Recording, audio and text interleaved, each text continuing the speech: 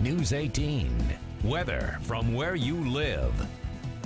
Well, back on this date in 1881, there was a lot of comment in the newspapers and overall about the yellowish and the blue sky that we had for days around here, caused by massive forest fires from Minnesota right through Michigan and even up into Ontario. And this was all part of a massive drought and massive heat wave, July, August, September in 1881. And on this date, we had the hottest September readings on the thermometer ever recorded, readings as high as 104 degrees, and reading some interesting literature about all the fires that brought all these kind of odd-looking skies.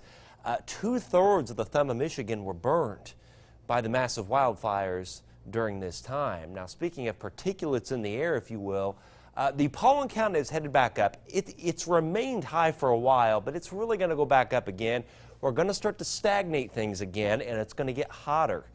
Notice on a scale of 0 to 10, we're back up to 9 and 9.1 for the upcoming weekend, and 9.3 by next Monday. And as a matter of fact, we may squeeze together a little heat wave next week. It is hot to the west today. We've got 90s in Iowa and Missouri, but just as this hot weather tries to move east, we've got a cold front that's sliding in from the north and the northeast. So what it will do is the heat tries to do one of these, pull back in, the front will come through and push the heat west tomorrow. Problem is, it's going to re-expand eastward and heat us back up by the upcoming weekend. 71 tonight at 9. We'll drop into the mid to upper 50s. And the front goes through late tonight, early tomorrow morning with a few clouds, and that takes the edge off the temps tomorrow. 73 at 11 a.m. So after the mid-80s today, we'll cool off a little bit tomorrow as the weak cold front slides through. Then a potential brief heat wave in this forecast, followed by the next chance of any rain Monday. And the key word again is going to be scattered, just a few scattered storms from that.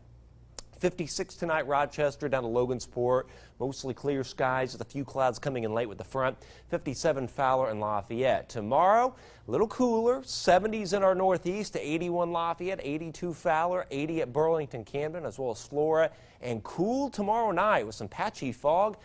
Generally about 45 to 50, though 52 Covington, 50 Lafayette, but 46 degrees at Logansport and Royal Center. And Friday warms up a little bit, 80 to 85, mostly sunny skies, continued low humidity. But the big Purdue game at Ross-Ade against Indiana State on Saturday, it's going to be a warm run. The humidity will be low, but there'll be a breeze. Southwest wind 5 to 15 miles an hour, mostly sunny, and a high temperature at 87.